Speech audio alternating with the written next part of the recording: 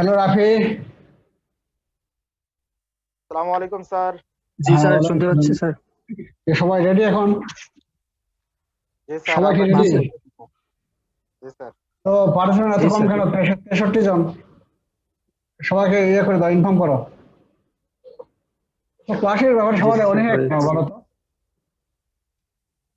ক্লাসে কি সবাই অ্যাটেন্ড করছে? এই যে ওহো, ইয়ে থেকে তো জানানো হয়নি। তোমার ইয়াকে জানাইছো যে তোমার ডিপ্লোমা ইরেগুলার ছাত্রবাদেরকে জানাইছো? স্যার। দেখি তো ওরা জি কি স্যার, করে। মানে ওই গ্রুপে অ্যাড ছিল, সবাই যুক্ত ছিল তখন। না, ওরা তো ক্লাসে ছিল না। দেখি তো।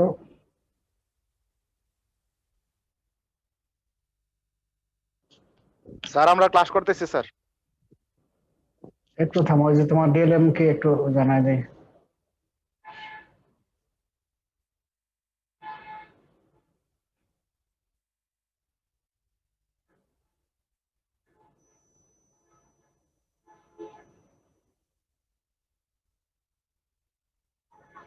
হ্যাঁ, তোমরা ক্লাসে অ্যাটেন্ড করো এখন। আমি সকালে নিয়ে নিত বলছো তো নাকি?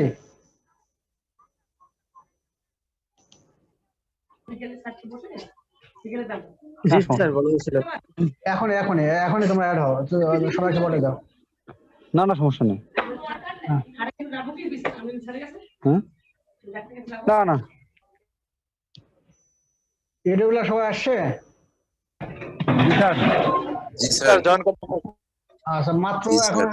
63 জন। জি স্যার। আমরা দেখলাম এত এত কম কেন? তোমাদের পরীক্ষা এখনো বহু দেরি আছে।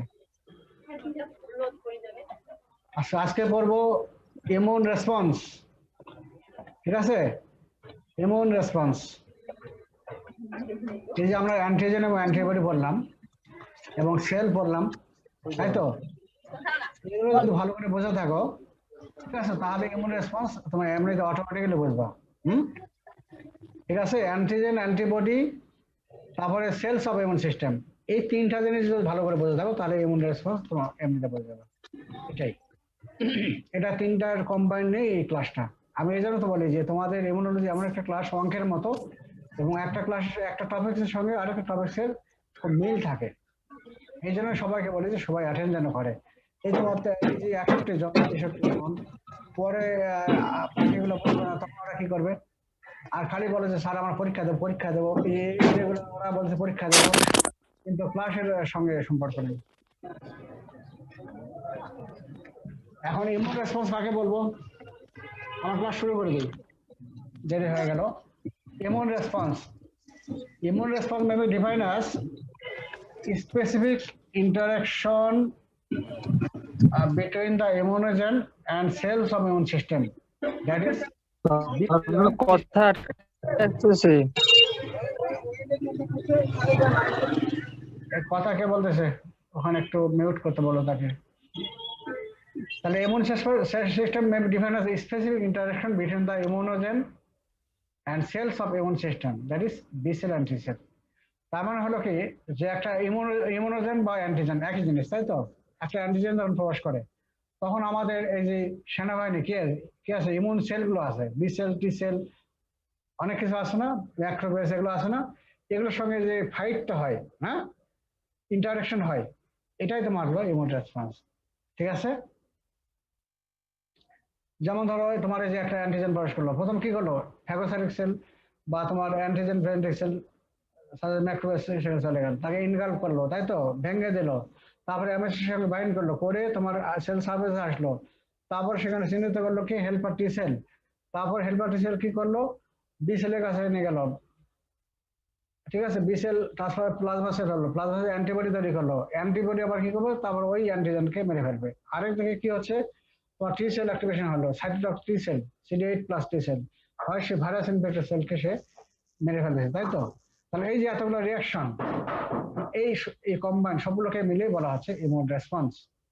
ইমিউন রেসপন্স হলো দুই ধরনের, একটা হলো প্রাইমারি ইমিউন রেসপন্স এবং সেকেন্ডারি ইমিউন রেসপন্স। ওহরে, এ তো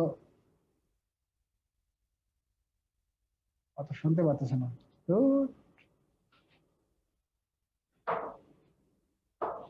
লাইন কেটে গেছে।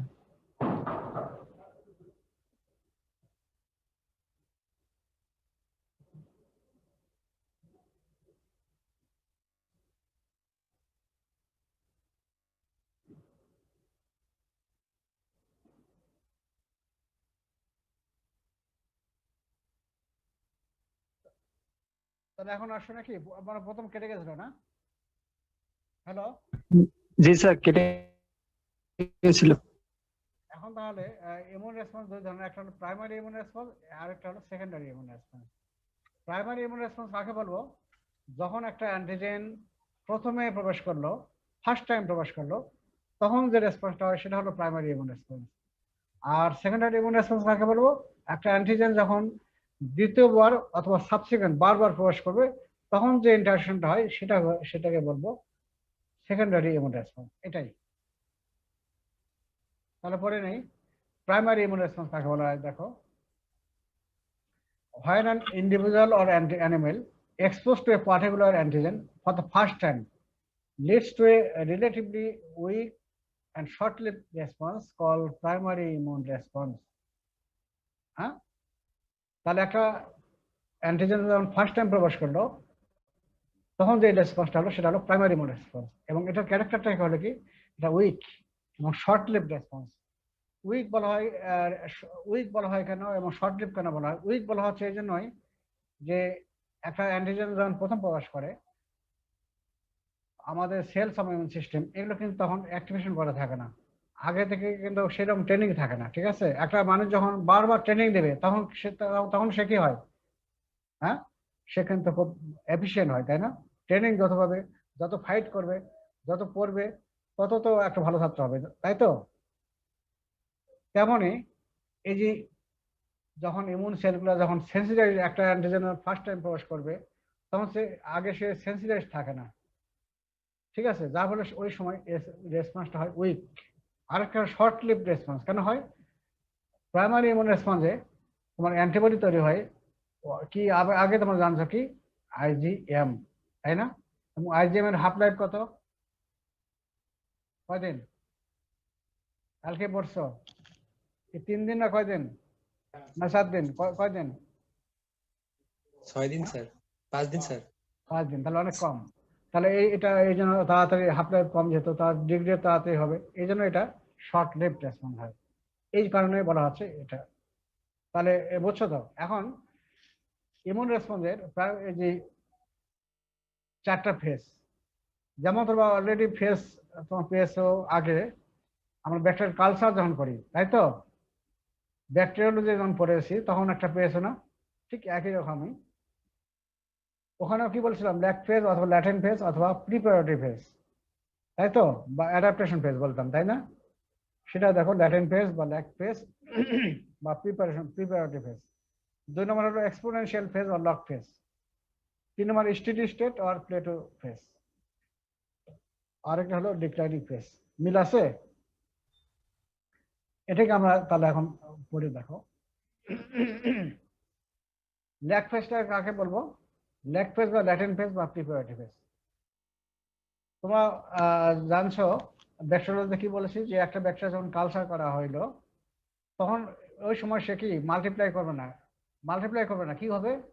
মাল্টিপ্লাই করার আগ পর্যন্ত সে সেলটা কি গ্রোথ হবে, তাই তো? সেল সাইজে বেড়ে যাবে, তাই না? তাই তো? সেলের কম্পোনেন্ট বাড়বে এবং সেল সাইজে বেড়ে যাবে, সংখ্যায় বাড়বে না কিন্তু। তো এইখানেও তেমনই এই যে ইমিউন সেলগুলো এই সময় তোমার সেন্সিটাইজ হবে এবং তোমার হলো তৈরি করার প্রস্তুতি নেবে।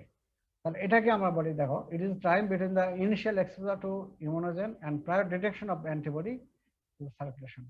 একটা অ্যান্টিজেন প্রবেশ করলো, করা মাত্রই তো অ্যান্টিবডি তৈরি হবে না। ওখানে কি ফ্যাগোসাইটিক সেল ইনকাল্ট করলো, তারপরে হেল্পার টি সেলের কাছে নিয়ে গেল, তারপরে তোমার প্লাজমা সেল, তোমার বি সেল থেকে প্লাজমা সেল তৈরি হলো। এই প্লাজমা সেল তৈরি করলো, এ পর্যন্ত তোমার হলো ল্যাগ ফেজ। ঠিক আছে, বুঝছো তো? অ্যান্টিবডি তখনও তৈরি করেনি, প্লাজমা সেল তৈরি করলো, এই হলো, এটাকে বলা হচ্ছে ল্যাগ ফেজ। তাহলে it is the time between the initial exposure to antigen বা immunogen and prior detection of antibodies in the circulation. তাহলে অ্যান্টিবডি তৈরি করার আগ পর্যন্ত এটা হলো ল্যাগ ফেজ বা ল্যাটেন্ট ফেজ। তাহলে এই সময় জাস্ট প্লাজমা সেল তৈরি হয়ে থাকলো। এই সময়টা কত? এবার হলো 7 to 10 ডেজ। এটা আবার অনেকে 10 to 14 ডেজ বলে। বিভিন্ন জন বিভিন্ন কথাই বলে, কিন্তু তবে অ্যাকচুয়ালি কিন্তু এটাই 7 to 10 ডেজ, এটাই হলো অ্যাপ্রোপ্রিয়েট, 7 to 10 ডেজ।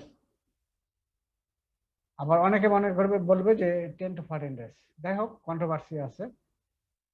এবং এই সময় কি হয়? During this period activation of helper T cell and B cells taking place. তা আমরা বললাম যে প্লাজমা সেল অ্যান্টিজেন প্রবেশ করলো, ম্যাক্রোবেস ইনভার্ট করলো, তারপরে হেল্পার T সেল অ্যাক্টিভেশন হলো, B সেল অ্যাক্টিভেশন হলো, তারপরে B সেল থেকে প্লাজমা সেল তৈরি হলো। এ পর্যন্ত হলো তোমার হলো ল্যাগ ফেজ। এক্সপোনেনশিয়াল ফেজ বা লগ ফেজ।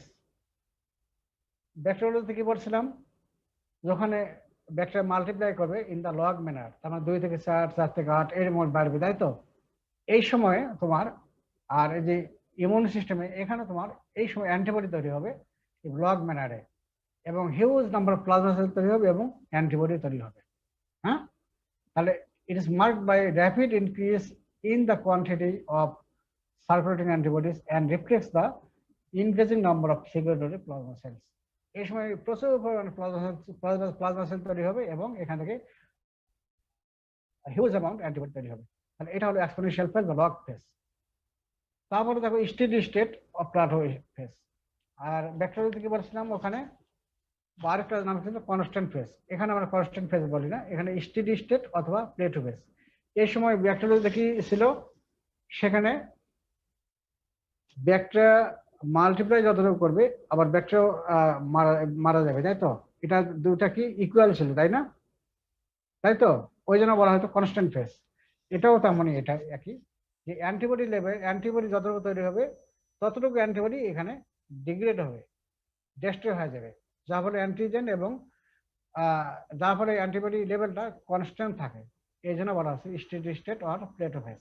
হ্যাঁ, during this phase antibody level remains relatively constant because secretion and degradation are occurring at approximately equal rate. এই হলো কথা।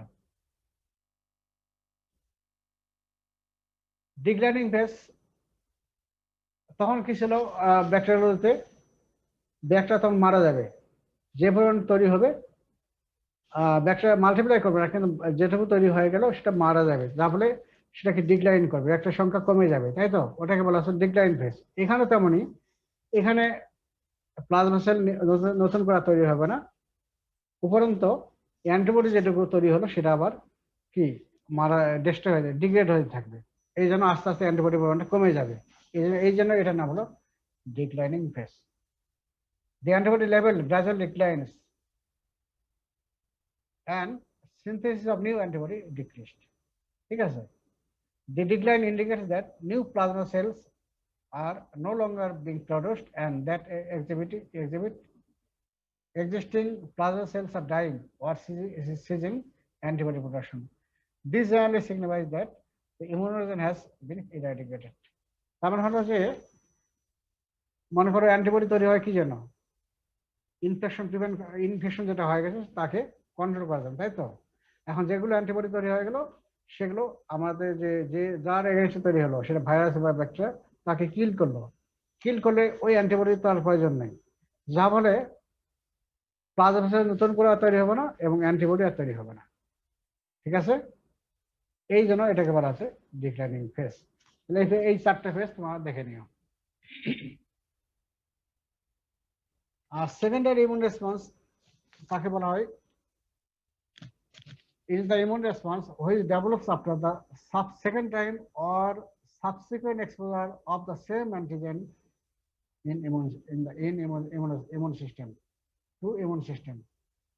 তাহলে ওই অ্যান্টিজেনই যদি সেকেন্ড টাইম প্রবেশ করে বা সাবসিকুয়েন্ট আরো প্রবেশ করে, যতবার প্রবেশ করে, তখন যে রেসপন্সটা হবে সেটা হলো secondary immune response. First time যখন প্রবেশ করলো সেটা বললাম হলো প্রাইমারি ইমিউন রেসপন্স, আর সেকেন্ড টাইম বা তারপরে যতবার প্রবেশ করবে তখন যে রেসপন্সগুলো হবে সেগুলোকে বলা হলো সেকেন্ডারি ইমিউন রেসপন্স। এবং এইখানেও 4টা ফেজ, ওই যে আগে যে প্রাইমারি ইমিউনের 4টা ফেজ দেখালাম, এখানেও একই 4টা ফেজ, তবে এখানে হয় কি ল্যাগ পিরিয়ডটা শর্ট হবে। ওখানে বলা হয় ল্যাগ পিরিয়ডটা কি বললাম 7 to 10 days, এখানে হলো 1 to 4 days, এভারেজ 2 days। হ্যাঁ, এবং এই সময়টা অ্যান্টিবডি লেভেল রাইজ মোর র্যাপিডলি টু মাস হায়ার স্টেডি স্টেট লেভেল, এবং অ্যান্টিবডি লেভেলটা র্যাপিডলি বাড়ে যাবে। কি জন্য? যে প্রাইমারি ইমিউন রেসপন্স যখন হলো তখন একটা কি হয়, একটা হলো প্লাজমা সেল তৈরি হলো, হয় অ্যান্টিবডি তৈরি হলো, আরেকদিকে কি হয় মেমোরি সেল তৈরি হয়ে থাকে না, তাই তো? মেমোরি সেল তৈরি হয়ে থাকে। একটা অ্যান্টিজেন যখন আবার সেকেন্ড টাইম প্রবেশ করবে তখন হবে কি, ওই যে প্রাইমারি তোমার মেমোরি সেল তৈরি হয়ে থাকলো, ওই মেমোরি সেল থেকে র্যাপিডলি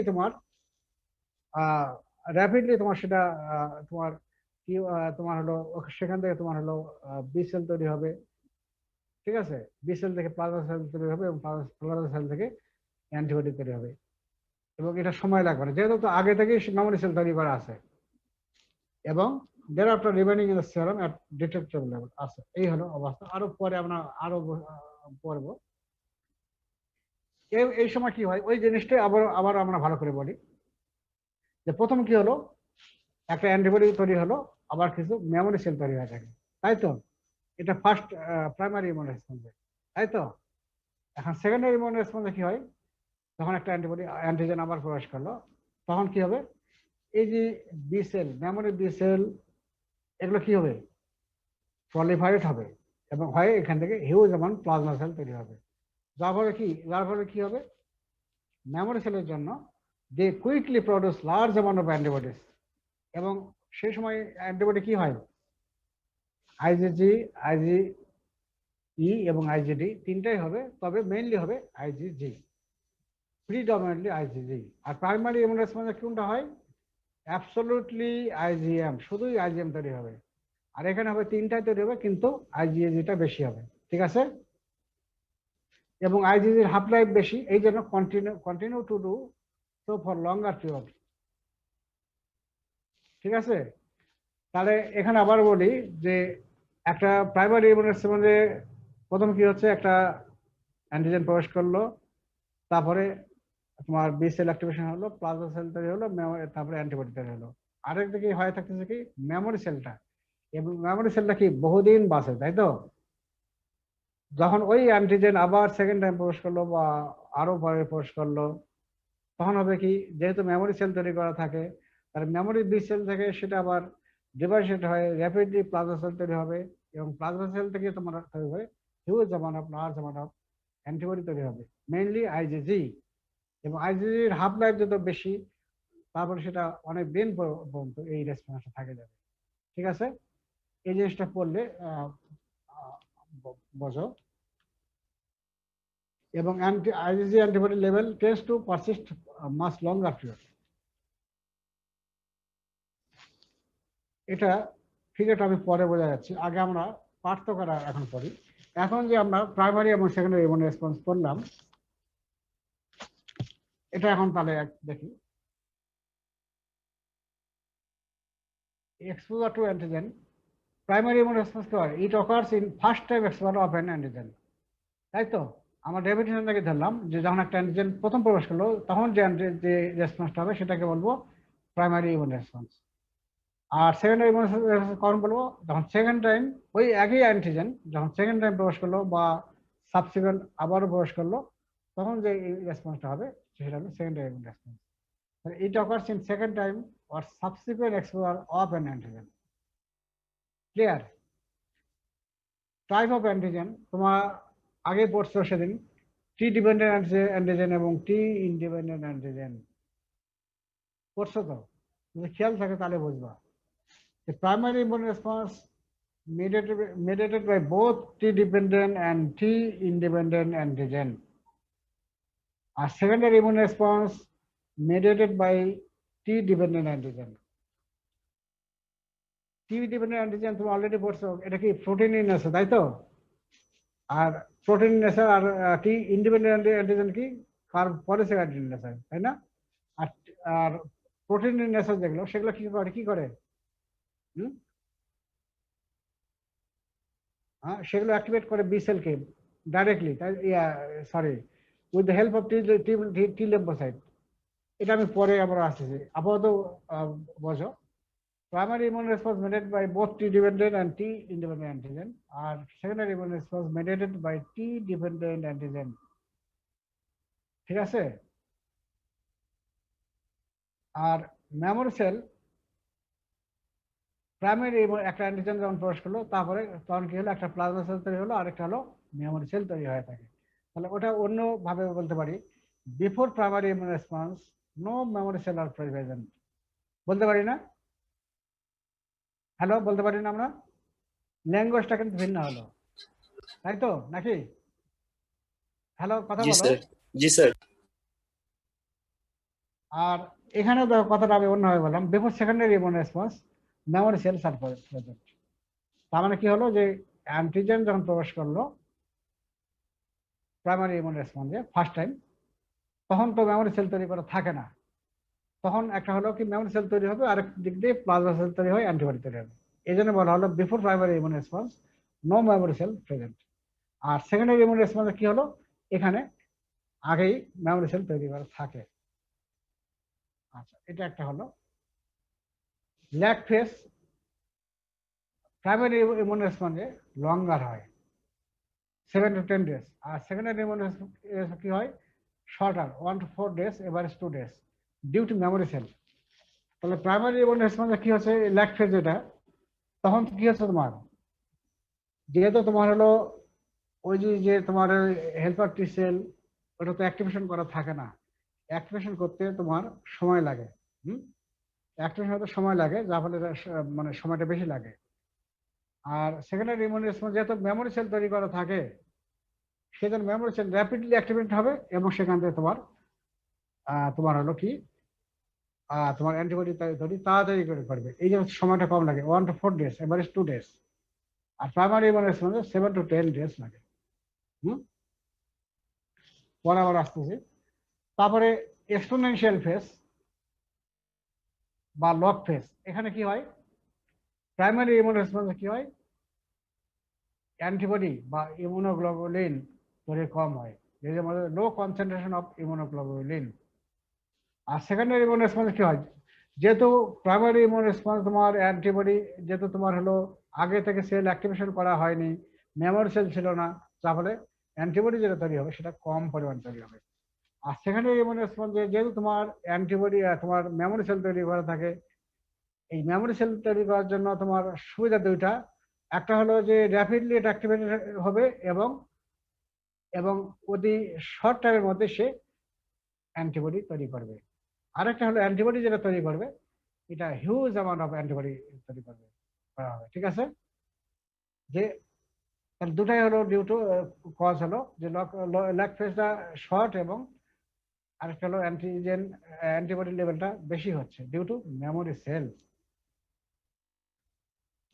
এখন অ্যান্টিবডি প্রাইমারি ইমিউন রেসপন্সে কোনটা তৈরি হয়, একটাই হলো আইজিএম, অ্যাবসলিউটলি বলতে হবে, অনলি আইজিএম। আর সেকেন্ডারি ইমিউন রেসপন্সে কি হয়, আইজিজি, আইজিএ এবং আইজিই, তবে প্রিডমিনেন্টলি আইজিজি, এই ভাষাটা বলতে হবে। কখনো এই যে প্রাইমারি ইমিউন রেসপন্স যদি আইজিজি বলো, তাহলে কিন্তু ফেল। এই জিনিসগুলো কিন্তু ভালো করে খেয়াল রাখবা।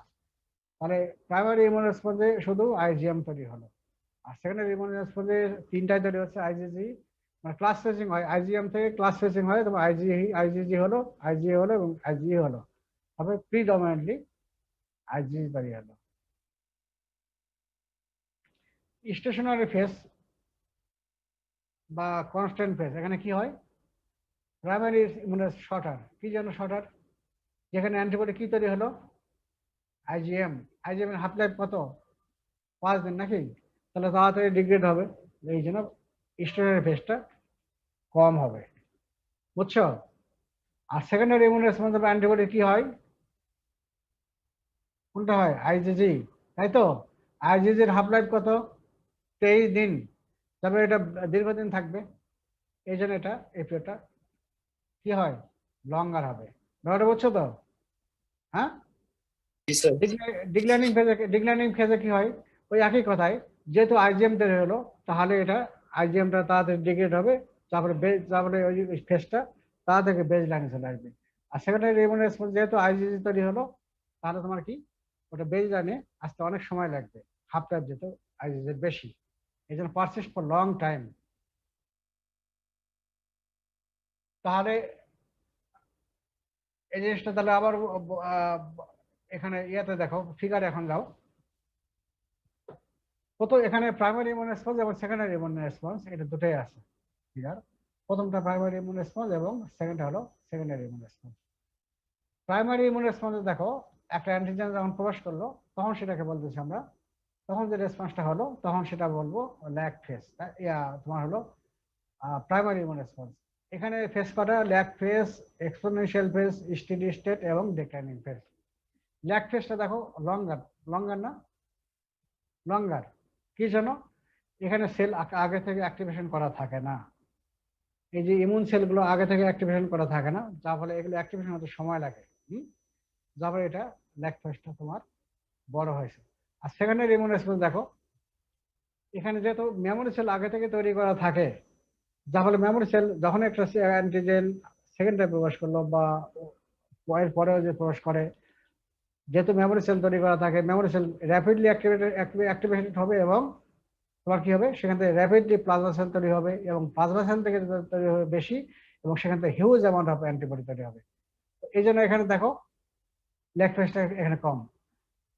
Primary immune response lag phase কত, 7 to 10 days, আর সেকেন্ডারি ইমিউন রেসপন্স দেখো কত, 1 to 4 days, এভারেজ 2 days, তাই তো? এখানে দেখো অর্ধেকে চলে আসে না, দেখো এখানে পার্থক্যটা দেখো। আবার প্রাইমারি রেসপন্স দেখো এক্সপোনেনশিয়াল ফেজ বা লগ ফেজ, এখানে দেখো কি, এখানে দেখো আস্তে আস্তে উঠছে, দেখো আস্তে আস্তে উঠছে না। আর সেকেন্ডারি ইমিউন রেসপন্স দেখো শার্প এবং কত উপরে চলে গেছে না, দেখো কি জানো, এখানে তোমার অ্যান্টিবডি যে তৈরিটা হলো, অ্যান্টিবডি তৈরিটাও তোমার কম পরিমাণে তৈরি হবে, কম পরিমাণে তৈরি হবে, যার ফলে দেখো হাইটটা কিন্তু ছোট কিন্তু, হ্যাঁ ঠিক আছে। আর এখানে দেখো যেহেতু মেমোরি সেল ওই একই জিনিস, যেহেতু মেমোরি সেল তৈরি করা আছে, যার ফলে মেমোরি সেল থেকে যখনই সেকেন্ড টাইম অ্যান্টিজেন প্রবেশ করলো, সেটা তারপরে অ্যান্টিজেন কি মেমোরি সেল তাড়াতাড়ি অ্যাক্টিভেশন হলো এবং প্লাজমা সেল তৈরি করলো এবং সেখান থেকে হিউজ অ্যামাউন্ট অফ অ্যান্টিবডি তৈরি হলো। তারপরে ফেসটা দেখো অনেক বড়, অনেক বড় হয়ে গেছে।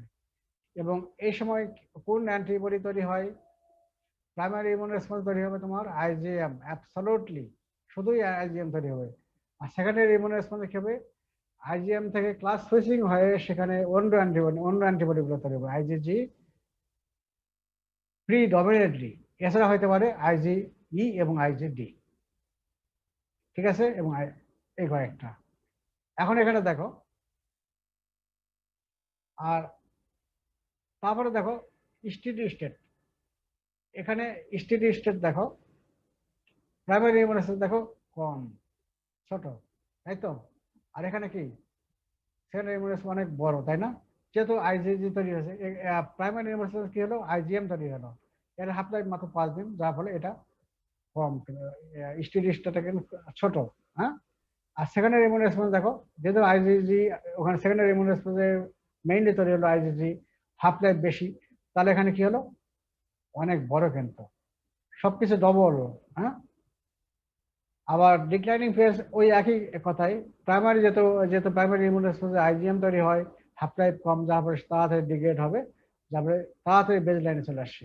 আর সেকেন্ডারি ইমিউন রেসপন্স দেখো যেহেতু আইজিজি তৈরি হচ্ছে, এর হাফ লাইফ বেশি, 23 দিন, যার ফলে ডিগ্রেডেশন হয়তো সময় লাগবে, যার ফলে দেখো বেজ লাইনে আসতে বহু সময় লাগে, ঠিক আছে। তাহলে প্রাইমারি ইমিউন যখন আঁকবা দেখো সবগুলো ডবল ডবল করে আঁকবা, তাহলে তোমার এটা ইয়ে হবে, হ্যাঁ। তাহলে এই হলো প্রাইমারি ইমিউন রেসপন্স এবং সেকেন্ডারি ইমিউন রেসপন্স। কেন পার্থক্যটা অবশ্যই পরীক্ষা আসে। তাহলে এইটুকু আমরা পড়লাম। এখন এই যে ইমিউন রেসপন্স, এই প্রাইমারি ইমিউন রেসপন্স এবং সেকেন্ডারি ইমিউন রেসপন্স কেমন ভাবে তৈরি হলো, মেকানিজম, এটা আমরা এখন পড়ব।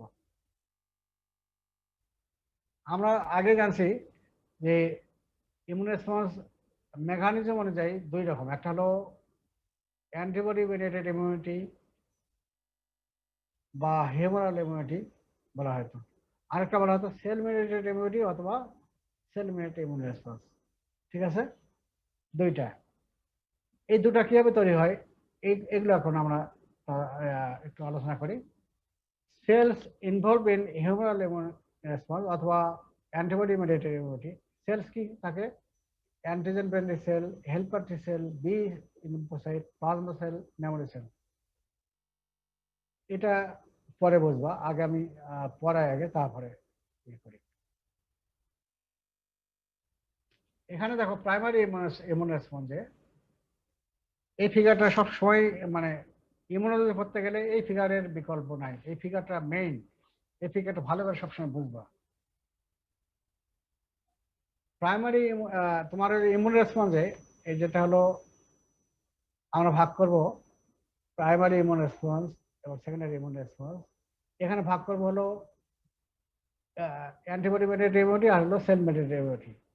এখন অ্যান্টিবডি মেডিয়েটেড ইমিউনিটি কিভাবে হচ্ছে আর সেল মেডিয়েটেড ইমিউনিটি কিভাবে তৈরি হচ্ছে এটা বলবো। এখন আগে গত ক্লাসে আমরা পড়েছি কি অ্যান্টিজেন পড়েছি, তাই তো? অ্যান্টিজেন কি ছিল? টি ডিপেন্ডেন্ট অ্যান্টিজেন এবং টি ইনডিপেন্ডেন্ট অ্যান্টিজেন। ওই দুটো যদি ভালো করে বুঝে থাকো তাহলে এই জিনিসটা তোমরা বুঝবা, আর যদি ওটা ভালো করে পড়ে না থাকো তাহলে কিছুই বুঝবা না। তাহলে আমি ভাগ করেছিলাম কি অ্যান্টিজেনকে ভাগ করেছিলাম একটা হলো on the basis of mode of action, T dependent antigen এবং T independent antigen. T dependent antigen কাকে বলেছিলাম? when the antigen activate B cell with the help of T cell, helper T cell, তাকে বলছিলাম কি টি dependent antigen. আর টি independent antigen কাকে বলছিলাম? when antigen directly activate the B lymphocyte without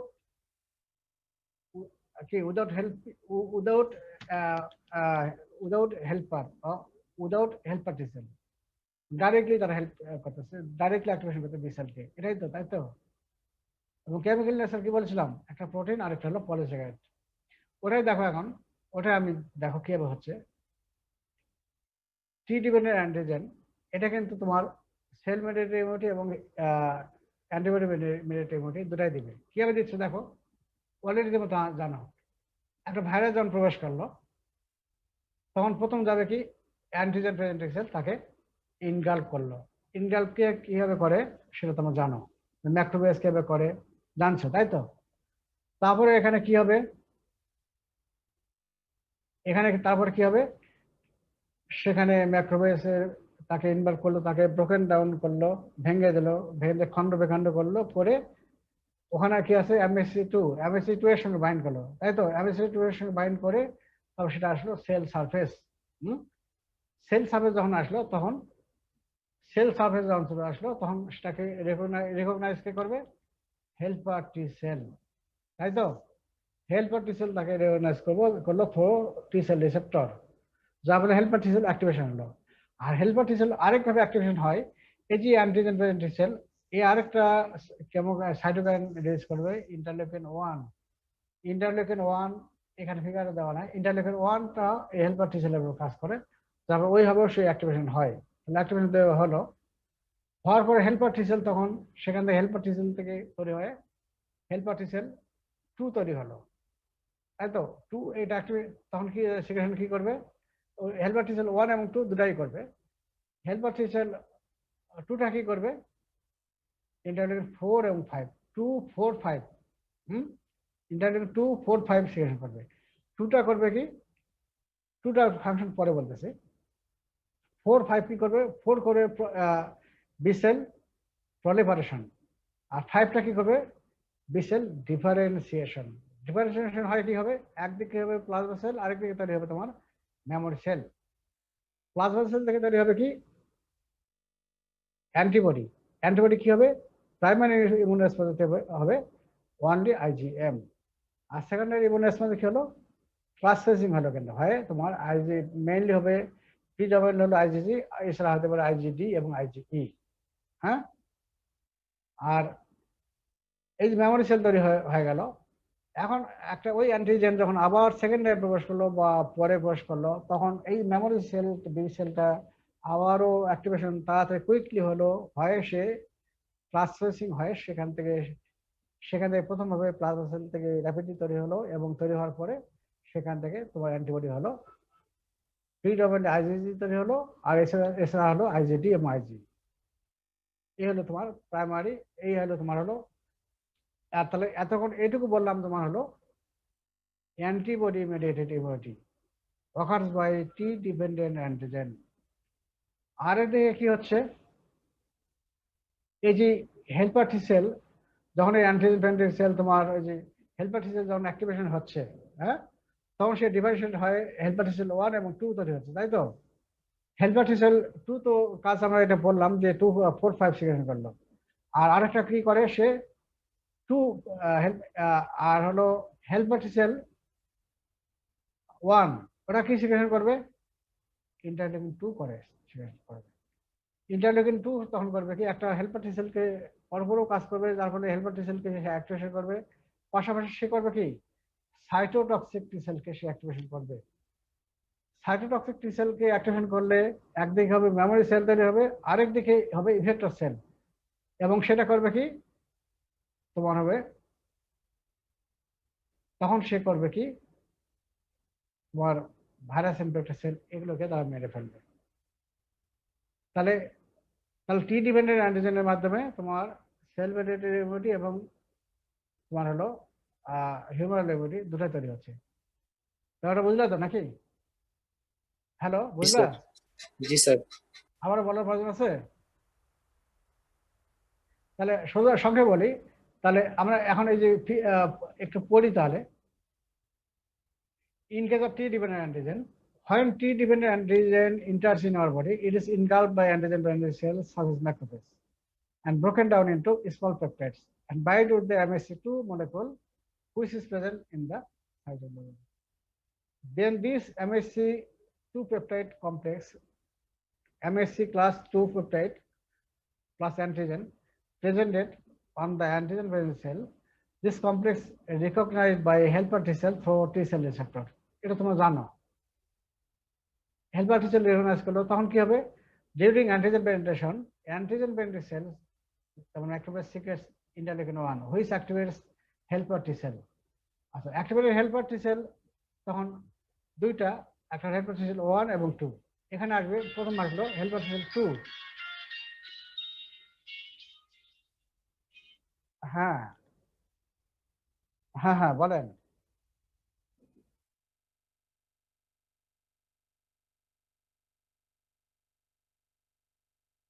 ঠিক করছে?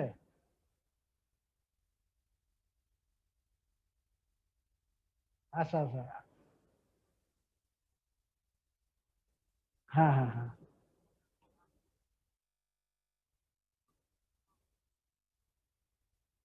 আচ্ছা আচ্ছা, হ্যাঁ হ্যাঁ। অবশ্য আমি আজকে 10টা থেকে ক্লাস নিতে পারিনি, আমি ক্লাস এখন নিচ্ছি কিন্তু। হ্যাঁ হ্যাঁ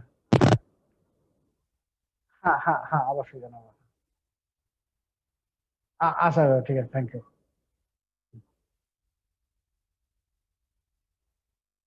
তারপর দেখো এখানে,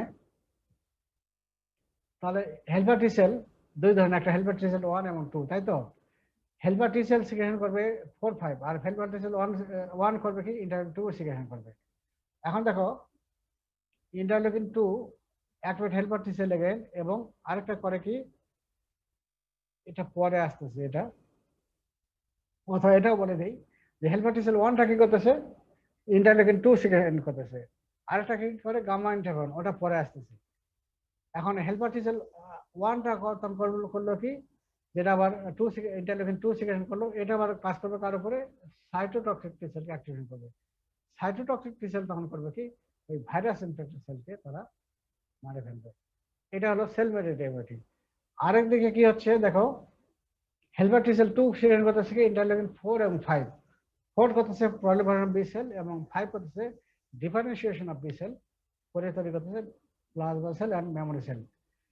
প্লাজমা সেল থেকে তৈরি হচ্ছে কি অ্যান্টিবডি। কোনটা তৈরি হচ্ছে? প্রথম হচ্ছে IgM, absolutely IgM in primary immune response, এবং সেটা আবার ফাইট করতেছে কাকে, ওই অ্যান্টিজেনের সঙ্গে বিক্রিয়া করে রিঅ্যাক্ট করে তাকে মেরে ফেলতেছে। আর তার আরেকটা কি হলো মেমোরি সেল তৈরি হবে। মেমোরি সেল তৈরি প্রয়োজন কি, আবার যদি সেকেন্ড টাইম যদি একটা ওই অ্যান্টিজেন আবার প্রবেশ করে তার বিপরীতে সে কাজ করবে।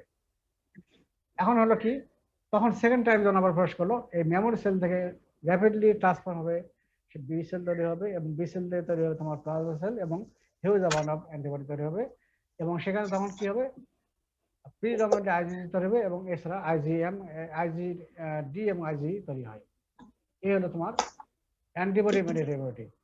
এটা এইভাবে করতে তোমার টি ডিপেন্ডেন্ট অ্যান্টিজেন। ঠিক আছে? আচ্ছা, তাহলে memory cell participate in secondary immune response where the immune response is more prolonged and stronger. And on repeated infection class switching হবে, যার ফলে এখানে আইজি এবং আইজি তৈরি হবে, এবং প্রিডমিনেন্টলি আইজি তৈরি হবে। তাহলে এবার এখন ক্লিয়ার হয়ে গেছে নিশ্চয়। এরপরে আমরা আসো টি dependent antigen. T dependent antigen, এখন টি ডিপেন্ডেন্ট অ্যান্টিজেন, টি ইন্ডিপেন্ডেন্ট অ্যান্টিজেন এখানে কি করে, টি ডিপেন্ডেন্ট অ্যান্টিজেন কিন্তু আগে থেকে কিন্তু তোমার হলো, আচ্ছা এখানে আরেকটা জানি, তাহলে তোমার এই যে অ্যান্টিবডি, আচ্ছা শেষ করি, টি ইন্ডিপেন্ডেন্ট অ্যান্টিজেন এখানে কি হবে, এখানে তোমার টি ইন্ডিপেন্ডেন্ট অ্যান্টিজেন কাকে বলা হয়, when antigen activate B cell directly without the help of helper T cell is called T independent antigen। ঠিক আছে? এখন এখানে কি হয়, আগে আমরা বলছি একটা অ্যান্টিজেন প্রবেশ করলো, প্রথম কি করবে, এই যে বি সেলের তোমার রিসেপ্টর কি থাকে, মেইনলি আইজিএম, এছাড়া আইজিডি থাকতে পারে, মেইনলি আইজিএম থাকে, মনোমার হিসেবে থাকে, তাই তো? একটা অ্যান্টিজেন যখন আইজিএম এর সঙ্গে প্রবেশ করলো, তারপরে রিসেপ্টর মেডিয়েটেড এন্ডোসাইটোসিসের মাধ্যমে বি সেলের ভিতরে প্রবেশ করলো, করার পরে বি সেল তখন অ্যাক্টিভেশন হলো, এবং বি সেল থেকে তৈরি হলো প্লাজমা সেল, প্লাজমা সেল থেকে অ্যান্টিবডি তৈরি হলো, এবং অ্যান্টিবডি তখন তোমার তোমার সেই ইয়েকে মেরে ফেলবে, অ্যান্টিজেনকে, এবং এই সময় কোনো মেমোরি সেল তৈরি হবে না। এটাই হলো তোমার টি ইন্ডিপেন্ডেন্ট অ্যান্টিজেনের ইয়েটা। এখানে মেমোরি সেল তৈরি হবে না, ঠিক আছে, শুধু অ্যান্টিবডি তৈরি হবে, কিন্তু মেমোরি সেল তৈরি হবে না। হ্যাঁ, এটাই তোমার হলো। তাহলে এই জিনিসটা তাহলে আরো পড়ি। আমরা অলরেডি পড়েছি টি ইন্ডিপেন্ডেন্ট অ্যান্টিজেন দুই রকম, একটা টি টাইপ 1 এবং টাইপ 2, তাই তো? টাইপ 1 এর এক্সাম্পল কি ছিল, lipopolysaccharide of gram negative bacteria, আর টাইপ 2 এর এক্সাম্পল কি ছিলাম, ক্যাপসুলার পলিসাইড, তাই তো? এবং টাইপ 1টা কার উপরে কাজ করতো, টল লাইক রিসেপ্টরের সঙ্গে বাইন্ড করতো, আর টাইপ 2টা কার সঙ্গে বাইন্ড করতো, বিসেল রিসেপ্টরের সঙ্গে বাইন্ড করতো। এটা অলরেডি তোমরা জানছো কিন্তু। তাহলে এখানে দেখো thymus independent antigen are divided into two types, type 1 এবং টাইপ 2। টাইপ 1 এখানে কি হয়, যেমন হলো example lipopolysaccharide gram negative bacteria activate B lymphocyte by binding to the specific toll-like receptor rather than B cell receptor। আর T dependent thymus 2টা কি করতেছে, যেমন এক্সাম্পল হলো ক্যাপসুলার পলিসাইড, এখানে activate B lymphocyte by simultaneous cross-linking a number of B cell receptor। তারপরে কি হলো, after activation of B lymphocyte it is divided into plasma cell, and then this plasma cell produce immunoglobulin এবং পাবে, but in this case no memory cell তৈরি produce হবে। এবং যতবার infection হবে, প্রাইমারি হোক বা প্রথমবারে যে অ্যান্টিবডি হবে আইজিএম তৈরি হবে, ওই সেকেন্ডারি বা সাবসিকুয়েন্ট এক্সবার সবসময় তোমার আইজিএম তৈরি হবে। ঠিক আছে? তাহলে এই হলো তোমার হলো টি ইন্ডিপেন্ডেন্ট অ্যান্টিজেন। এখন এই যে হিউমারাল ইমিউনিটি কার এগেইনস্টে তৈরি হয়, টক্সিনস অফ মাইক্রোবস এবং এক্সট্রাসেলুলার ব্যাকটেরিয়া, এর এগেইনস্টে তাড়াতাড়ি হিউমারাল ইমিউনিটি তৈরি হয়, যেটা অলরেডি আমরা পড়লাম কিন্তু। এখন এখানে দেখো সেল কি কি লাগতেছে দেখো তো, আগে যেটা পড়লাম, cells involved in humoral immunity, antigen presenting cell, helper T cell, B lymphocyte, plasma cell এবং memory cell। ঠিক আছে? কারণ হলো যে অ্যান্টিজেন প্রথম প্রবেশ করলো, ম্যাক্রোফেজ তাকে ইনগাল্ফ করলো, তারপর তাকে ভেঙে দিল, তারপরে ম্যাক্রোফেজ, তারপরে এমএসসি টু বাইন্ড করলো, করে সেল সার্ভিস আসলো, তারপর কি হেল্পার টি সেল তাকে রিকগনাইজ করলো, তারপর হেল্পার টি সেল অ্যাক্টিভেশন হলো, তারপরে কোথায় গেল বি লিম্ফোসাইট তখন অ্যাক্টিভেশন হলো। বি লিম্ফোসাইট থেকে দুইটা জিনিস তৈরি হলো, একটা প্লাজমা সেল তৈরি হবে, আরেকটা হলো মেমোরি সেল তৈরি হবে। প্লাজমা সেল থেকে কি হবে তোমার হলো অ্যান্টিবডি তৈরি হবে, আর মেমোরি সেল তৈরি হবে কি সেকেন্ড টাইম যখন একটা অ্যান্টিবডি আবার প্রবেশ করবে তখন সেটা র্যাপিডলি প্রলিফারেট আর ডিভাইডেড হয়ে বি সেল হবে, বি সেল থেকে তোমার প্লাজমা সেল তৈরি হবে, এবং সেখান থেকে হবে তোমার হিউজ অ্যামাউন্ট অফ অ্যান্টিবডি। তার মানে এই সেলগুলো রাখতেছে, তাই না? তাহলে তোমার কি মুখস্থ করার প্রয়োজন আছে? এগুলো কিন্তু তোমার এমসিকিউতে আসে বা ভাইভাতে আমরা ধরি যে কোন কোন সেলটা লাগবে, ঠিক আছে? এবং তৈরি কার বিরুদ্ধে হলো? একটা এক্সট্রা সেলুলার ব্যাকটেরিয়া, আরেকটা হলো টক্সিন, ঠিক আছে? তাহলে এই গেল হলো হিউম্যান লিমিটি। আর এখন হলো হিউম্যান লিমিটি এতক্ষণ আমি বললাম, আর এখন হলো সেল মেরিটেড ইমিউনিটি। এখানে এখন দেখো, এটাও অলরেডি বলা হয়ে গেছে, কিন্তু এটাও অলরেডি বলা হয়ে গেছে সেল মেরিটেড ইমিউনিটি এটা দুই ভাবে হয়, বা আরেকভাবে বলতে পারি has got to arms. In one arm helper T sell and macrophage place main বা কি রোল। এখানে মেইন রোল ভূমিকা নিবে, মেইন যে ভূমিকা নিবে কি হেল্পার টি সেল এবং ম্যাক্রোফেজ। আর in another arm cytotoxic T cells plays main or কি রোল। তবে এই যে উপরের এটাই মেইন, ঠিক আছে? এখানে হবে কি, এখানে দেখে নাও, antigen is taken up by antigen parental cell where it is processed and expressed on the cell surface of antigen parental cell along with the MSC1, MSC2 molecule, and is then recognized by helper T cell. During the process of antigen parental cell secrete interleukin-1, which activate helper T cell. Activated helper T cell then release lymphokines, যেমন হলো macrophage chemotactic factor, macrophage migration inhibition factor, আরেকটা হলো gamma interferon, বা আরেকটা নাম হলো macrophage activating factor. এই তিনটা ইয়ে করবে। এখন ম্যাক্রোফেজ কেমোট্যাকটিক ফ্যাক্টর কি করবে? Attract or brings macrophage at the site of infection.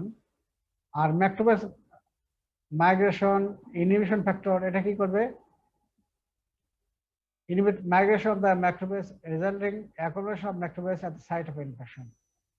আর একটা কি করবে? গামা ইন্টারফেরন, এটা কি করবে? ম্যাক্রোফেজ অ্যাক্টিভেটর, নাম কি, এটা ম্যাক্রোফেজকে অ্যাক্টিভেশন করবে। এই activated macrophage then has more killing power than normal cell, এবং activation of macrophage enhance the phagocytic capacity and microbial capacity and tumor cell destruction capacity. Accumulated macrophage activated macrophage will then kill the microbe. এটুকু তাহলে আমরা পড়ে নেই। দেখো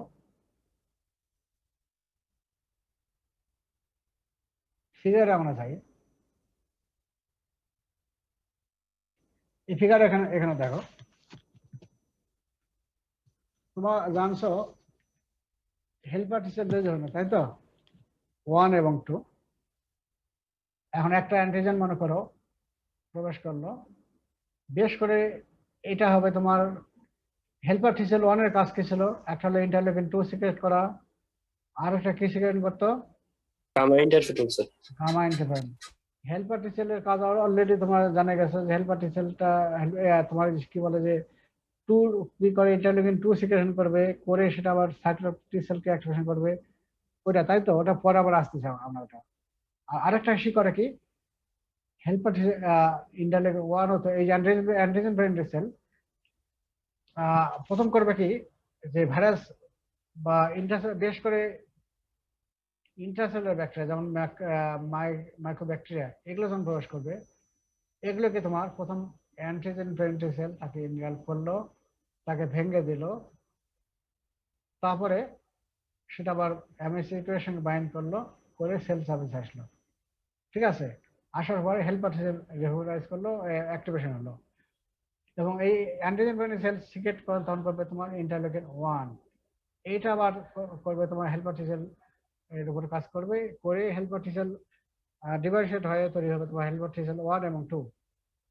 helper T sell 1 কি করবে তখন? সে তৈরি করবে গামা ইন্টারফেরন। এই গামা ইন্টারফেরন কার উপরে কাজ করবে তখন? আবার সে করবে কি ম্যাক্রোফেজের উপরে কাজ করবে, অন্য ম্যাক্রোফেজের উপরে কাজ করবে, ম্যাক্রোফেজের উপর কাজ করবে। এবং তখন সে সিক্রেশন করবে তিনটা জিনিস, তিনটা এনজাইম। একটা হলো ম্যাক্রোফেজ কেমোট্যাক্টিভ ফ্যাক্টর, আরেকটা কি ম্যাক্রোফেজ মাইগ্রেশন ইনহিবিশন ফ্যাক্টর, আরেকটা হলো ম্যাক্রোফেজ অ্যাক্টিভেশন ফ্যাক্টর। তিনটা জিনিস। তাহলে প্রথম কি বললাম? ম্যাক্রোফেজ কি কেমোট্যাক্টিভ ফ্যাক্টর। তার মানে সে ম্যাক্রোফেজকে আমন্ত্রণ জানাবে যে তোমার ওখানে একটা ইনফেকশন, অমুক জায়গায় ইনফেকশন হয়ে গেছে, তুমি এখন চলে এসো। প্রথম মনোসাইটকে অ্যাক্টিভেশন করলো, মনোসাইট তখন টিস্যুতে চলে আসবে, আসলে সে হলো ম্যাক্রোফেজ, তাই তো? এই ম্যাক্রোফেজ তখন কি করবে? তখন সে টিস্যুতে আসলো, মনোসাইট টিস্যুতে আসলো, তখন সে হলো ম্যাক্রোফেজ। তখন এই ম্যাক্রোফেজটা অ্যাক্টিভেশন হবে এবং ম্যাক্রোফেজটা তখন আসলো। তার মানে ম্যাক্রোফেজ কেমোট্যাক্টিভ ফ্যাক্টর, ম্যাক্রোফেজ তখন at the site of infection তখন সে আসলো, ঠিক আছে? তারপরে আরেকটা সেকেন্ড করতেছে কি ম্যাক্রোফেজ মাইগ্রেশন ইনহিবিশন ফ্যাক্টর। এখন ম্যাক্রোফেজ মনে করবে কি যে বাবুরা এখানে শত্রু আছে, আমি এখানে থাকবো না, আমি এখানে চলে যাব, আমি যুদ্ধ করবো না। তখন সে করবে কি আরেকটা রিলিজ করবে সে ম্যাক্রোফেজ মাইগ্রেশন ইনহিবিশন ফ্যাক্টর। এটা তৈরি করবে সে ম্যাক্রোফেজ কার সে লাগতে দেবে না, বলবে তুমি এখানে থাকো, আছে তুমি ফাইট করো, ঠিক আছে? তখন ওখানে অ্যাকুমুলেট হয়ে থাকলো। তারপরে যে অ্যাকুমুলেট হয়ে থাকলো তখন সে ওরা যাতে কাজ করতে পারে আরেকটা তখন সিগন্যাল দেবে। তখন ওই বলো গামা ইন্টারফেরন, ওটা আরেকটা নাম হলো তোমার macrophage activation factor. Macrophage activation factor তখন কি করবে? এই যে তোমার এই যে ম্যাক্রোফেজকে অ্যাক্টিভেশন করবে, করে ম্যাক্রোফেজের কিলিং পাওয়ারটা বাড়ায় দেবে। তখন ম্যাক্রোফেজটা তখন করবে কি ওই যে তোমার ইন্টারসেলুলার ব্যাকটেরিয়া যেমন তোমার এই যে মাইক্রোব্যাকটেরিয়া এর উপরে তখন কাজ করবে। এটাকে আরেকটা নাম হলো তোমার এটা তোমার হলো আরেকটা নাম হলো hyper sensitive type 4 hyper sensitivity reaction. এটা আমরা হাইপার সেন্সিটিভ রিঅ্যাকশন করবো তখন এটা বুঝবো। তাহলে এটা একটা তোমার হলো সেল মেডিয়েটেড ইমিউনিটি, এটা একটা হলো। আরেকদিকে কি হয় দেখো, আরেকদিকে হয় যে তাহলে এটা একটা আর্ম গেল। আর আরেকটা আর্মে কি বললাম?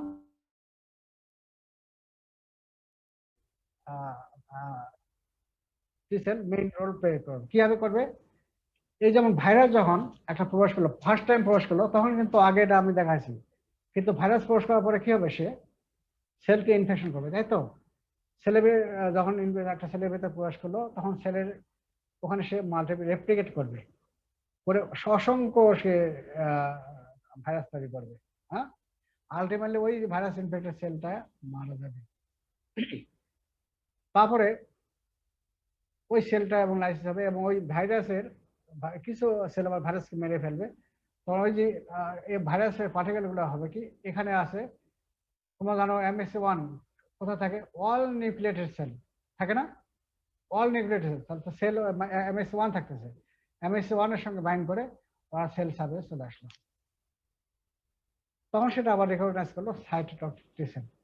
সাইটোটক্সিক টি সেল যখন রেকগনাইজ করবে তখন সে অ্যাক্টিভেশন হলো এবং তখন সে ভাইরাস ইনফেক্টেড সেলকে, অন্য ভাইরাস ইনফেক্টেড সেলকে সে মেরে ফেলবে। এইভাবে তোমার সেল মেডিয়েটেড ইমিউনিটি তৈরি হচ্ছে। ঠিক আছে, বুঝলা?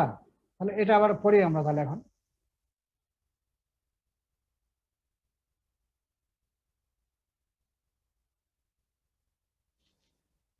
তাহলে সেল মেডিয়েটেড ইমিউনিটি দেখো, it has got two arms. একটা হলো one arm helper T cell and macrophage plays main role. Another arm cytotoxic T cell plays main role. তাহলে উপরে জিনিসটা কি আছে দেখো, antigen is taken up by antigen presenting cell where it is processed and expressed on the surface of antigen presenting cell along with the MSC2 plus molecule, then is recognized by helper T cell. বারবার একই কথা আসতেছে কিন্তু। তারপর during this process of antigen presentation, antigen presentation cell secrete interleukin 1 which activate helper T cell helper T cell তখন কি করবে, বেশ করে হেল্পার টি সেল ওয়ানটা তখন অ্যাক্টিভেট হেল্পার টি সেল তখন রিলিজ করবে কি ম্যাক্রোবেস কেমোটেক্টিভ ফ্যাক্টর, ম্যাক্রোবেস মাইগ্রেশন ইনহিবিশন ফ্যাক্টর, তারপরে গামা ইন্টারফেরন অথবা ম্যাক্রোবেস অ্যাক্টিভেশন ফ্যাক্টর, তিনটা। এখন দেখো ম্যাক্রোবেস কেমোটেক্টিভ ফ্যাক্টর কি করতেছে, attract or brings macrophages at the site of infection. তাহলে সেই আমন্ত্রণ জানালো যে ম্যাক্রোবেস তুমি অমুক জায়গায় ইনফেকশন হয়ে গেছে, সেখানে তুমি চলে আসো, সে নিয়ে আসলো। তারপর আবার কি করবে ম্যাক্রোবেস মাইগ্রেশন ইনহিবিশন ফ্যাক্টর, এখানে কি করবে তাকে সে মাইগ্রেট হতে দেবে না, অন্য জায়গায় যেতে দেবে না, এই জন্য সে রিলিজ করবে inhibit the migration of macrophage resulting accumulation of macrophage at the site of infection। তাহলে সেখানে ম্যাক্রোফেজ অ্যাকুমুলেট হয়ে থাকলো। থার্ডলি কি করলো গামা ইন্টারফেরন, ওটার আরেকটা নাম হলো ম্যাক্রোফেজ অ্যাক্টিভেশন ফ্যাক্টর। এটা কি হলো অ্যাকুমুলেটেড ম্যাক্রোফেজকে অ্যাক্টিভেট করবে। এখন এই activated macrophage has more killing power than normal cells, এবং activation of macrophage enhance the phagocytic activity, microbial capacity, microbicidal capacity and tumor cell destruction capacity. Accumulated activated macrophage will then kill microbe. Microbe বলতে কোনটা intercellular bacteria, যেমন হলো microbacteria, লিস্টেরা, মনোসাইটোসিস, এগুলো। একটা role একটা আর্মে গেল, আর একটা আর্মে কি গেল যে another arm cytotoxic T cell play main role. এখানে কি হবে,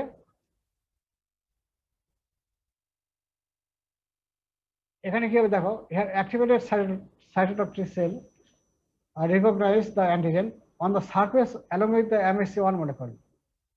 তাহলে যখন এটা হলো কি বলে তাহলে ওই যে বলো বুঝলা তো, তারপরে cytotoxic T cell then kill antigen full process by extracellular killing, যেমন বাইলেজিং পারফরিন এনজাইম, তুমি অলরেডি জানছো। তাহলে এখানে কি হলো, প্রথম যখন একটা যে ইন্টারসেলুলার ভাইরাস, যেটা প্রথম যখন একটা ভাইরাস প্রবেশ করলো তখন তাকে আমরা কি বলি এক্সট্রাসেলুলার ভাইরাস, তাই তো। আর যখন একটা ভাইরাস যখন সেলকে ইনফেকশন করলো এবং সেখানে অ্যাক্টিভেট করবে তখন তাকে বলি আমরা ইন্টারসেলুলার ভাইরাস। হ্যাঁ, এই ভাইরাসটা যখন একটা সেলকে ইনফেকশন করলো তখন কিছু ভাইরাস মারা যাবে, তখন সে ওই সেলে থাকে MSC1 সঙ্গে 1 এর সঙ্গে বাইন্ড করলে সে আসলো কোথায়, সেল সার্ভিসে। তখন সাইটোটক্সিক টি সেল তাকে রিকগনাইজ করলো এবং করে ভাইরাস ইনফেক্টেড সেলকে সে মারবে বাই ওর গ্র্যানুল কি আছে অলরেডি তোমরা জানছো যে ওখানে গ্র্যানুল আছে তোমার হলো ওর মধ্যে পারফরিন এবং গ্যানজাইম। পারফরিন কি করে পোর ফর্মেশন করে, ছিদ্র তৈরি করে, তারপর গ্যানজাইমটা ওই ছিদ্রতে তৈরি হয়ে ওই ভাইরাস ইনফেক্টেড সেলের তার যে সাইটোস্কেলেটন তার হাড়গোড় সব ভেঙে দেবে ভাইরাস সহ। ঠিক আছে, এইভাবে তারা মারতেছে। তাহলে এখন সেল মেডিয়েটেড ইমিউনিটি, তাহলে আমরা কারো এগেইনস্ট তৈরি হচ্ছে দেখো এখানে intercellular microbe, bacteria, virus infected cell, tumour cell এবং অ্যালোগ্রাফট সেল। সোজা কথা টি সেলের যে ফাংশনটা সেটাই আমি এখানে নিয়ে আসি, মানে সাইটোটক্সিক টি সেলের যে ফাংশনটা এটাই। ঠিক আছে, এখন আরেকটা বাকি আছে, এইটা বললে তোমাদের শেষ। এখন ডিফারেন্স বিটুইন হিউমারাল আর সেল মেডিয়েটেড ইমিউনিটি, এখন যেগুলো আলোচনা হলো সেগুলো জাস্ট এগুলো এখানে চলে আসবে। যদি আগের আলোচনা বুঝতে পারো তাহলে এগুলো বুঝতে পারবা। সেল পার্টিসিপেট অলরেডি তোমরা জানছো যে এখানে হিউম্যান ইমিউনিটিতে কি লাগতেছে, অ্যান্টিজেন বেন্ডেড সেল ব্যাকটেরিয়া লাগতেছে, তারপর তোমার হেল্পার টি সেল লাগতেছে, কোনটা হেল্পার টি সেল 2 লাগতেছে, বি সেল লাগতেছে, প্লাজমা সেল লাগতেছে, তাই তো, এবং মেমোরি সেল লাগতেছে, তাই তো। আর সেল মেডিয়েটেড ইমিউনিটিতে একদিকে লাগতেছে তোমার অ্যান্টিজেন বেন্ডেড সেল লাগতেছে, আর লাগতেছে কি হেল্পার টি সেল 1 লাগতেছে। হ্যাঁ, তারপরে তোমার লাগবে কি সাইটোটক্সিক টি সেল এবং NK সেল লাগবে, এই কয়েকটা। ওইখানে কিন্তু বি সেলও লাগবে না এবং হেল্পার টি সেল 2 লাগবে না। হ্যাঁ, তাহলে এই জিনিসটা সেল পার্টিসিপেট তোমরা এটা দেখে নাও। আর সাইটোকাইন কি তৈরি করে দেখো, সাইটোকাইন কি তৈরি করে, যেহেতু এখানে হেল্পার টি সেল ফাংশন করতেছে হিউম্যান ইমিউনিটিতে, তাহলে তাহলে হিউম্যান ইমিউনিটি তোমার কি বলে হেলপার টি সেল কি তৈরি করে, ইন্টারলিউকিন 4 and 5, তাই তো? আর সেল ইমিউনিটি ওখানে কি আসে, হেলপার টি সেল 1। হেলপার টি সেল 1 কি সিক্রেট করে, ইন্টারলিউকিন 2 এবং গামা ইন্টারফার, এটুকু জানো। তাহলে এটা জানলা। তারপরে এখন দেখো অ্যান্টিবডি তৈরি হয় হিউম্যান ইমিউনিটিতে, অবশ্যই অ্যান্টিবডি তৈরি হবে, কিন্তু সেল ইমিউনিটি এখানে অ্যান্টিবডি তৈরি হবে না। হবে? হবে না। আর হিউম্যান ইমিউনিটি কার এগেনস্টে কাজ করে অলরেডি আমরা জানছি, একটা হলো এক্সট্রাসেলুলার ব্যাকটেরিয়া আর একটা হলো তাদের টক্সিন। আর সেল ইমিউনিটি কার এগেনস্টে কাজ করে অলরেডি, যেটা যেগুলো বলা হয় যে ভাইরাল ইনফেকশন, ইন্ট্রাসেলুলার ব্যাকটেরিয়া যেমন মাইক্রোব্যাকটেরিয়া, ফাঙ্গাস, টিউমার সেল এবং অর্গান, এই যে টিস্যু, এই যে অর্গান ট্রান্সপ্লান্টেশন করা হয় সেটা রিজেকশন কাজেও তখন তারা ইয়ে করে। এই হলো তোমার হলো এটাই, এই এই মোটামুটি তোমার এটা, এই হলো ইমিউন রেসপন্স। এখন তোমাদের মোটামুটি আজকে শেষ ইমিউন রেসপন্স। কালকে আমরা করি কমপ্লিমেন্ট, ঠিক আছে? হ্যালো হ্যালো, জি স্যার, কালকে শোনা কালকে কমপ্লিমেন্ট পড়ি, কালকে স্যার কালকে আমরা কমপ্লিমেন্ট পড়ি। আর তোমাদের পরীক্ষার ডেট কবে হইলো? পরীক্ষার ডেট কবে? স্যার আমরা তো স্যার ডিসেম্বরের থার্ড উইক ডিসেম্বরের 3 থেকে। আর তাই তো। তো এখন আপাতত আমরা একটা কাজ করি, সেটা হলো যে ইমিউন সিস্টেমটা শেষ করে দিই, আর বেশি নাই তো। ইমিউন সিস্টেমটা তোমার হলো এর মধ্যে কমপ্লিমেন্ট আছে। কমপ্লিমেন্ট ইমিউন সিস্টেম আমি আর তোমার 3 থেকে 4টা ক্লাস নেব। যেমন কালকে কমপ্লিমেন্ট নেব, তারপর তোমার হাইপার সেন্সিটিভ রিঅ্যাকশন নেব, আর হলো অটো ইমিউনিটি নেব। তোমার 3 থেকে 4টা। যদি তোমার হাইপার সেন্সিটিভ রিঅ্যাকশন আমি অন্য সময় 2টা ক্লাস নেই, তো যদি তোমার একটা ক্লাসেই করতে চাও তাহলে সম্পূর্ণ শেষ করে দেবো এক ক্লাসে, আর 2 ঘন্টা সময় লাগবে আমার। আর যদি অতক্ষণ না পারো তাহলে হয়তো 2 দিনে নেব। আর যদি মনে করো একদিনে শেষ করে দেবো তাহলে একদিনে শেষ করে দেবো। আর অটোমেটিক একটা লাগবে, তাহলে 3টা লেকচারই আমার হয়ে যাবে। তাহলে কালকে তোমার করো, হ্যাঁ কালকে তোমার করবো হলো কি কমপ্লিমেন্ট তোমরা কালকে করে আসো। আর তারপরে এগুলো পড়ে থাকলে তোমার সুবিধা হবে, তোমাদের সুবিধা হবে, বুঝছো? এরপরে আমি তোমাদের যখন ক্লাস শুরু করে দেবো ডাইরেক্ট আমি চলে যাবো তোমাদের একবারে ওই সিস্টেমিক ব্যাকটেরিয়া চলে যাবো, সিস্টেমিক ব্যাকটেরিয়া, ঠিক আছে? আর এই কয়েকদিন কষ্ট করো। তো ঠিক আছে, সবাই ভালো থাকো। স্যার হ্যাঁ বলো। স্যার এই যে স্যার আমাদের স্যার থার্ড উইকে বসতে দিবে স্যার, আর ওই যে ডিসেম্বর থার্ড উইকে স্যার, নভেম্বরের কাছ থেকে। হ্যাঁ, কাকে? মানে আমাদের যারা স্যার ইরেগুলার আসছে তাদেরকে স্যার। এটা তো কালকে আমি বলছি যে এটা কিন্তু সিদ্ধান্ত আমার সিদ্ধান্ত না, তাই না? এটা কিন্তু ওই ভার্সিটিতে যে সিদ্ধান্ত নিবে সে সিদ্ধান্ত আমার মানতে বাধ্য নাকি? জি স্যার। ভার্সিটি যদি বলে যে তোমাদেরকে বস্তু দেবে তাহলে ওকে আমরা ছেড়ে দেবো। আর ভার্সিটি যদি বলে যে না ওদেরকে বস্তু দেওয়া হবে না, তাহলে আমরা বস্তু আমাদের ক্ষমতা নেই। এই জন্য এটা আমাকে বলে লাভ নাই, এটা তোমরা প্রিন্সিপাল স্যারের সাথে যোগাযোগ করো। মানে কি বলে পাশাপাশি রাজশাহীতে যত রাজশাহী ভার্সিটি মেনটেন করে ওরা কি বলে, হ্যাঁ ওরা কি করে সেটাই করো। তবে তোমরা যেহেতু এটা মেটানের পরীক্ষা, এই সময় দেওয়ার অধিকার তোমাদের নাই, যে জন্য তোমাদের ক্লাস তোমরা এখনো করোনি, আইটেম এখনো তোমাদের কমপ্লিট নাই, নট এলিজিবল আমি মনে করি, নট এলিজিবল। পরবর্তী টার্মে তোমার হাতে এলাও হতে পারে, তোমাদের পরীক্ষা হয়তো আগে নেওয়া হবে, হ্যাঁ পরীক্ষাটা হয়তো আগে নেওয়া হবে হয়তো। আমি জানি না, এটা জানি না, এটা অথরিটি হায়ার অথরিটি আছে রাজশাহী, এটা তোমার হলো একাডেমিক কাউন্সিল আছে, হ্যাঁ জি স্যার। ওরা ওদের সাথে যোগাযোগ করো, সিদ্ধান্ত নেবে সেটাই আমরা নিতে বাধ্য। ঠিক আছে, সবাই ভালো থাকো আর সবাই ক্লাস করো।